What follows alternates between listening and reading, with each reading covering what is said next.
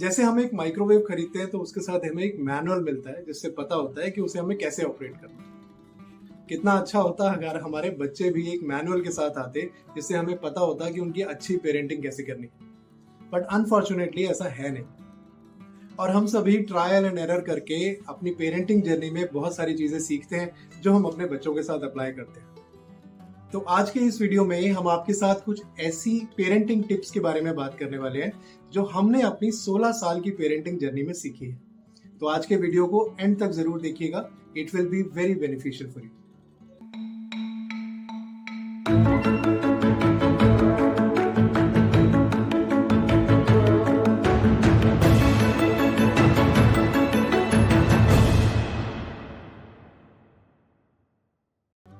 Hi, welcome back to Sanyam. मैं हूँ राखी वर्मा और मैं हूँ भूषण वर्मा।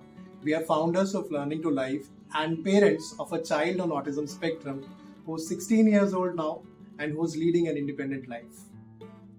क्या कभी आपने सोचा है पेरेंटिंग आखिर होती क्या है? अगर आप गूगल सर्च करेंगे तो आपको शायद ये जवाब मिलेगा कि अपने बच्चों का ओवरऑल फिजिकल, मेंटल, सोशल और इंटेलेक्चुअल डेवलपमेंट को प्रमोट करना एक पेरेंटिंग कहलाती है। पर ये पेरेंटिंग करनी कैसे है? क्या हमने कभी ये सीखी है? शायद अपने पेरेंट्स को देखकर कुछ एक बातें हमने सीखी हैं, ग्रास्प की हैं और अपने बच्चों पर आज अप्लाई कर रहे हैं। या फिर हमारे आसपास के लोग, दोस्त या हमारे एनवायरनमेंट में जो लोग हैं और जहां से हमें नॉलेज गेन करते हैं थोड़ी बहुत, वो अपने बच्चों पर अप्लाई करते हैं। पर अफसोस की बात ये है कि पेरेंटिंग सिनेरियो हर थोड़े साल के बाद चेंज होने लगता है। जो चीजें हमारी जनरेशन के लिए एप्लीकेबल थी, आज वो हमारे बच्चों के लिए शायद एप्लीकेबल नहीं है। तो फिर आखिर पेरेंटिंग करनी कैसे है? क्या हम अपने ट्रायल्स और एरर से ही सीखते रहेंगे या हम दूसरों के एक्सपीरियंस से भी कुछ सीख सकते हैं? ऐसे ही बहुत सारे क्वेश्चंस हमारे दिमाग में भी थे जब हमारे बच्चे हमारी जिंदगी में आए। हमारे दोनों बच्चों में भी 5 साल का गैप है और उनकी पेरेंटिंग भी बहुत डिफरेंट है।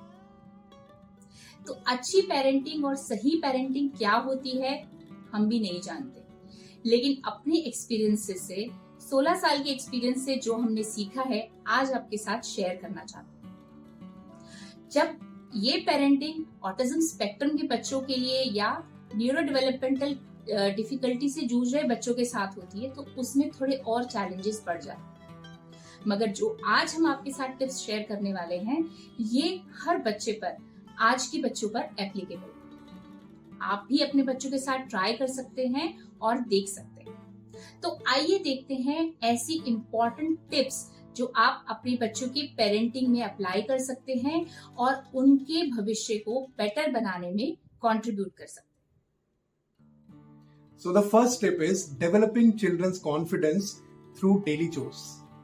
यानी कि रोजमर्रा के हमारे घर के जो काम होते हैं उनमें हम कैसे बच्चों को इंक्लूड कर सकते हैं जिससे बच्चों का कॉन्फिडेंस डेवलप हो। हम सभी पेरेंट्स का कहीं ना कहीं एक अल्टीमेट गोल होता है कि हमारा बच्चा बड़ा होकर एक इंडिपेंडेंट इंसान बन सके जो कि सोसाइटी में एक कॉन्ट्रीब्यूटिंग मेंबर की तरह एक्ट कर सके और अपनी लाइवलीहुड को भी देख सके। लेकिन ये एक मिशन बड़ा जरूर है, लेकिन इसकी शुरुआत बहुत छोटे स्तर पे होगी। इसकी शुरुआत होगी हमारे घर से, जहाँ पे सबसे पहले हमें बच्चे को ट्रेन करना है कि contributing member of the family कैसे बनना है। जब बच्चा वो कॉन्फिडेंस गेन कर लेगा कि आज मैंने ये 3 पानी की बॉटल्स भरी, या आज मैंने प्लांट्स को पानी डाला, या आज मैंने अपना बेड मेक किया, या फिर आज मैंने अपना खाने के बाद अपने बर्तन सिंक में रखे या डाइनिंग टेबल को सेटअप किया। ये छोटे छोटे एज अप्रोप्रिएट टास्क हैं जिसके थ्रू बच्चे के अंदर वो कॉन्फिडेंस डेवलप होगा, वो एक सेंस ऑफ प्राइड डेवलप होगा कि मैं अपने घर में अपने मम्मी पापा की सपोर्ट कर रहा हूँ, अपने फैमिली मेंबर्स की सपोर्ट कर रहा हूँ, and I am a contributing member of this family. ये कॉन्फिडेंस हमारे बच्चों में डेवलप होना बहुत जरूरी है। और जो ऑटिज्म की वजह से जो चैलेंजेस बच्चे फेस कर रहे हैं उसको ओवरकम करने में भी बहुत ज्यादा बूस्ट करेगा। हमारे बच्चों को इन टास्क में एंगेज करने के लिए एक चीज हेल्प करेगी और वो है positive reinforcement. So positive reinforcement के लिए टोकन इकोनॉमी का तो यूज किया ही जा सकता है, जहाँ पे बच्चा अगर कोई टास्क परफॉर्म कर रहा है तो आप उसे स्माइलीज या पॉइंट्स दे देंगे जो कि एक चार्ट पे रहेगा, और फिर इतने नंबर ऑफ पॉइंट्स या स्माइलीज हो जाएंगे तो आप बच्चे को एक मनपसंद उसका कोई रिवॉर्ड दे सकते हैं। सो एक तरीका तो ट्रेडिशनल ये है ही, लेकिन recently we came across an app which is called Taski husky.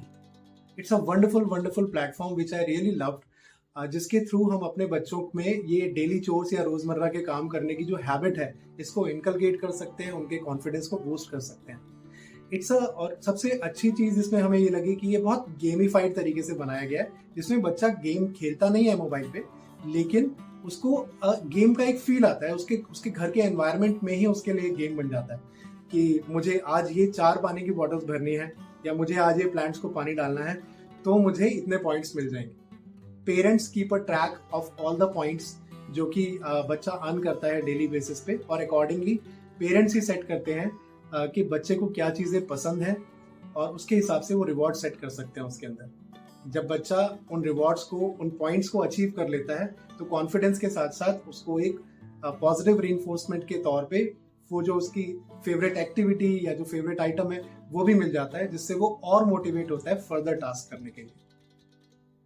हर बच्चा यूनिक होता है और उसकी पसंद की चीजें या जो चीजें उसे इंस्पायर करती हैं, मोटिवेट करती हैं, कॉल करती हैं, वो चीजें भी अलग अलग हो सकती हैं। एक चीज जो हमें बहुत यूनिक लगी इस ऐप के अंदर वो ये कि आप बच्चे को जो रिवॉर्ड सेट करते हैं वो उसकी पसंद की चीजों के हिसाब से करते हैं। So it gives you an option to choose कि बच्चा किस चीज के बारे में पैशनेट है, क्या वो स्पोर्ट्स के बारे में पैशनेट है या वो फूड के बारे में पैशनेट है, आउटिंग्स के बारे में पैशनेट है। जब आप उस पर्टिकुलर पैशन को सेलेक्ट करते हैं then it gives you predefined options कि अच्छा ये चीजें आप चूज कर सकते हो as a reward.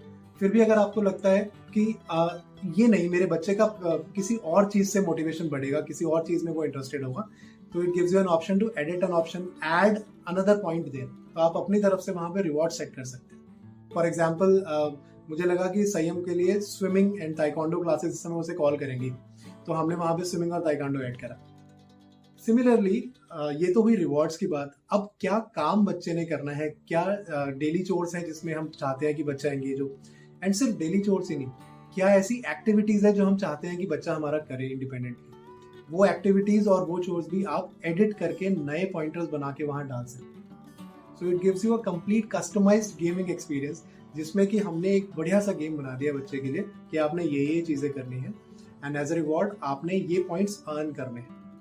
It gives the child an opportunity to earn. वो जो एक फीलिंग होती है जिसमें बच्चा कोई काम करता है और वो कुछ पॉइंट्स अर्न करता है, तो खुद की मेहनत से उनको अर्न करता है, वो बहुत ही ज्यादा कॉन्फिडेंस बच्चे के अंदर बूस्ट करती है और साथ में आगे जाके उसे contributing member of the society बनने के लिए अभी से तैयार करती है। Another thing that we loved in Tasky Husky was कि this gives you an opportunity to include your family members, to make it a family game.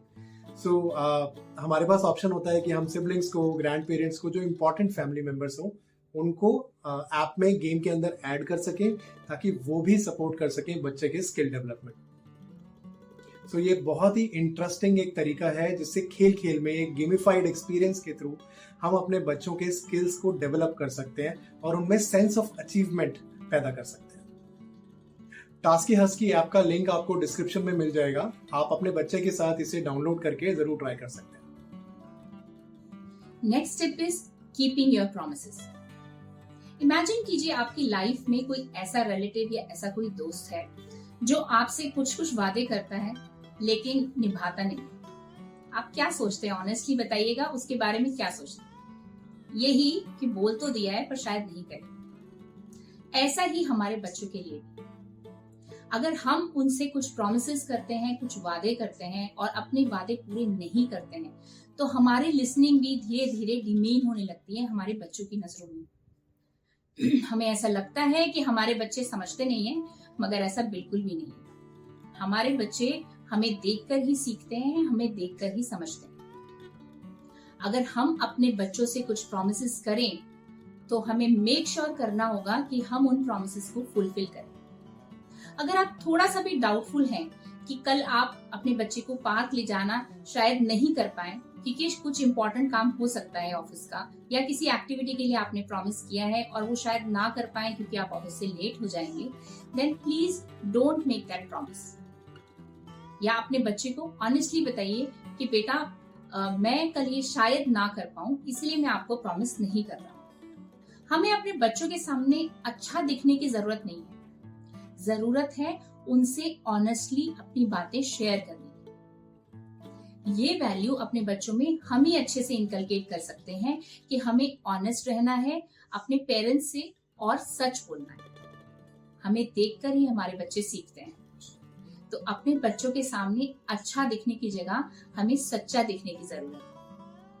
अगर आपको लगता है कि वो काम आप नहीं कर पाएंगे, तो उस प्रॉमिस को करने से अच्छा है कि अपने बच्चों को सच बताइए और उनके साथ अपनी क्लोजनेस को बढ़ाइए।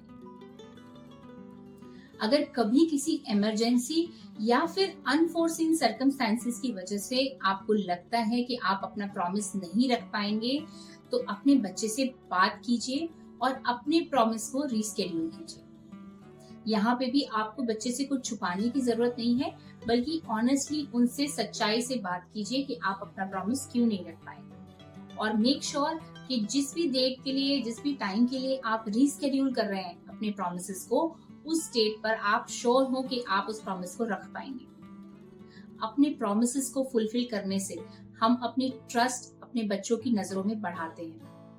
ये बहुत ही ग्रेजुअल प्रोसेस होता है, लेकिन साथ ही साथ बहुत ही इम्पोर्टेंट होता है एक अच्छा इंसान बनने के लिए, और ऐसा इंसान बनने के लिए जिस पे भरोसा किया जा सके। So do not ever make a promise that you are not going to keep.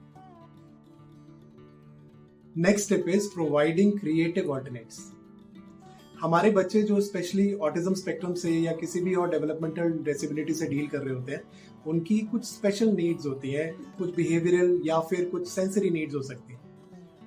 हमें क्या करना है कि उन नीड्स को वो जिस भी तरीके से अभी फुलफिल कर रहे हैं जो कि अप्रोप्रिएट नहीं है, उनको मना करने की जगह उनको एक क्रिएटिव ऑल्टरनेट देना है, उनको एक दूसरा तरीका देना है उन नीड्स को सेटिस्फाई करने के लिए।